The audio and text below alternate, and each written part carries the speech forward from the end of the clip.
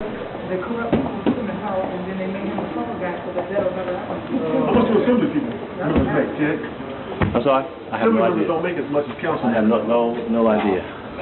But they make sure, dog. Getting the film, man. But now that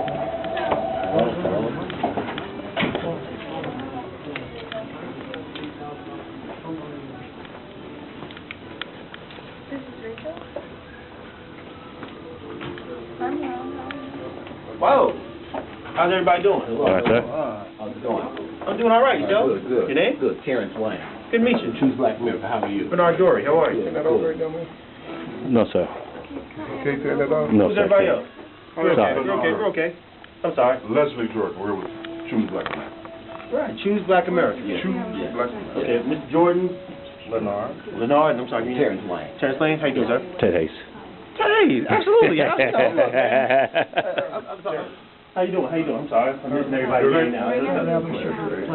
Larry Kirk. Oh, Larry Craig. What's up, Craig? See you, man. Hi, Riley. Bernard, how are you? Great. I just wanted to present a letter Can I to have the their Assemblyman. name and their phone number?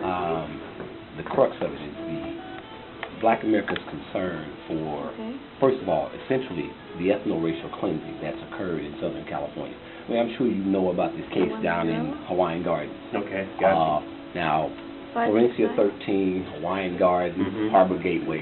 These are cases where the U.S. Attorney's Office has said that Hispanic groups have come in and systematically tried to drive African Americans out of certain communities, Okay. using up to and including violence. Mhm. We need the Assemblyman's voice on this issue. But further, we also need the Assemblyman's voice on the issues that are affecting black folks daily.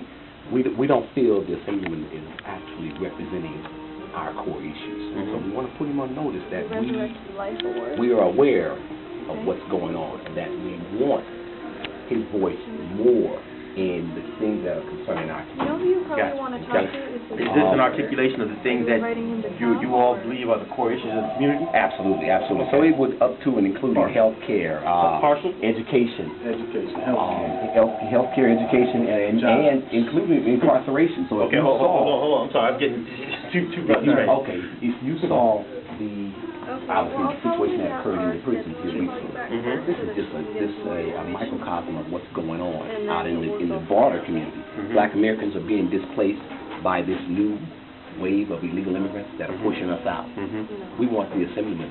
We want his voice. We need his voice on this. Okay. And with issues regarding extending rights and benefits to illegal immigrants, absolutely not. Every dime they take from our communities that they give to these new immigrants, these illegal immigrants, it harms our community. Our kids are fighting for seats in the schools.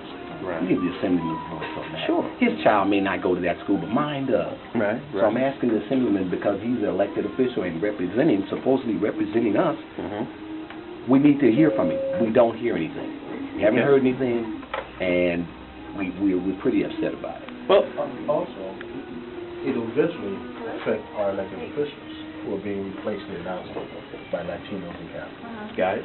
Eventually, it'll get to you, even though you may be on, on the issue. Okay. These things are happening, and it's not a joke. And in fact, we feel that our elected black officials are in bed with Yes. the Latino officials. They're actually in bed with them. Okay. There is no presumed Black-brown coalition. It's non-existent. It's non-existent. Okay. It doesn't exist. Yeah, I think Nicholas Vaca was pretty clear that, hey, with regards to our interests and their interests, they may not necessarily coincide. There may not be any linkage for their interests and our interests. And in as much as that's the case, it offends us that a black official would lend his support and his votes to benefit another community at the expense of our community. And our civil rights legislation. Got it. I can tell you as a teacher of 21 years experience in LA City schools, that this whole thing about diversity and multiculturalism is very negatively impacting the black community. But the only thing that multiculturalism does, it's like, well, it's a welcome mat for illegal aliens. That's what it is. We don't need any multiculturalism for Americans. We're all Americans here. So we feel also that this whole rush to this inclusiveness thing, we're all included here. We're Americans. We work, we vote, we send our kids to school. I personally find it outrageous that a lot of African-American kids are being, the dropout rate is higher than any other group. And when they do graduate, they're dumbed down, they have no skills, and like I said, I mean, I've been there. I've also been a rehab teacher in LA County Jail, the chair of Peter Pitches. I've had former students end up in jail. And it's like the schools fail them. They're not getting the skills they need. They're getting a dumbed-down curricula. Now the illegals, everything's, bilingual this, bilingual that. So those resources are being channeled away from the community. Gotcha. I'm sure needed. you feel the effects of it. Someone in your family feels the effects. I raised 3 boys. And they feel the effect of it. Unless they go to private schools, they're feeling it. Private schools. They do? Do not go to private. No, they do not go to private. So they feel it. So they're feeling it. And keep in mind, this is not about immigration. So It's illegal and the squatting on resources. I want to say a couple of things. One, thank you for coming and being concerned. All right. 2, I've got another appointment that is actually scheduled in there. Right. 3, I don't recall ever just y'all asking for an appointment. I'd been more than happy to sit down and meet with y'all. Y'all have to just come in. Absolutely. Come on, Officer Ross. He didn't call for y'all. Oh, we are. Hello, everybody. Hi. How you doing? Good to see you again. How you doing? I'm doing all right. Thank you. I think Larry's right there, so he wanted to just chat. So I ask this, all right, from y'all, all right, because I can't give y'all the kind of time y'all want, need, and deserve if we just show up and now I gotta, borrow from Peter to pay Paul, so to speak. Sure. All right. Call me up, make an appointment. Card, please. Yeah, absolutely. I've been getting 1, 2, 3, 4, 5, 6, 7, 8, 9 cards. Y'all need some more? We got cards to give. I'm running for state Senate, by the way. Really? I'm Rabbi Shifting. Yes, sir. I ran against Curran Price in the last I election. saw your signs coming down La Brea. That's exactly right. Got you. Okay. All right. I'm a valuable person to know. I can help you. I'll make you prove it. Okay. I'll make you prove it. Okay. Sir, Mr. Hayes. we know you got to go. Thank you for taking the time. This was the most gracious reception that we have received today from any of the black elected officials that we've gone to. And we appreciate you for taking. We know you're busy, and we want you to get back to work, sir. I am at work. You know what I'm saying. All right. We want you to get back to what you were scheduled to do. We thank you for your time. I want you all to leave here without any hesitation of mind or anything else, okay? Your boss can be very proud of you when he sees on YouTube.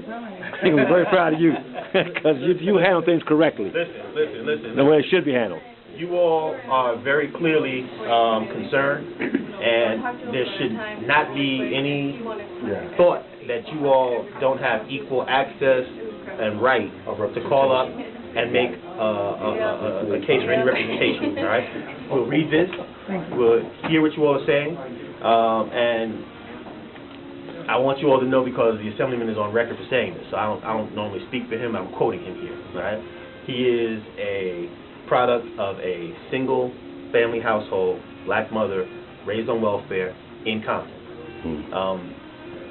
And I don't want anyone to think that he does not know and have a keen awareness of where he comes from and what the challenges are for people in similar situations. Good. Let's just understand that, he's an assemblyman for a large district, all right?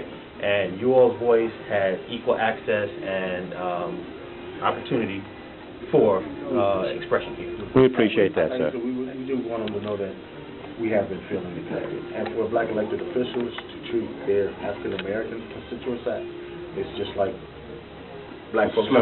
It's like black folks selling other black folks into slavery. That's the highest form of black on black crime. I'll tell you what. They go back into session. So this would have been a good drop by to have, structure to have 2 weeks ago. But they go back into session. I'm going to get you all my cards, and we're going to have a mini summit with you all and what you all's issues are. Excellent. We're going to host it downstairs in our community room. Dude. And we're going to plan it. And I don't want any censorship remarks or anything like that. That's got to be structured. Yep. All right? Absolutely. And then, you have my word that, he'll be gone.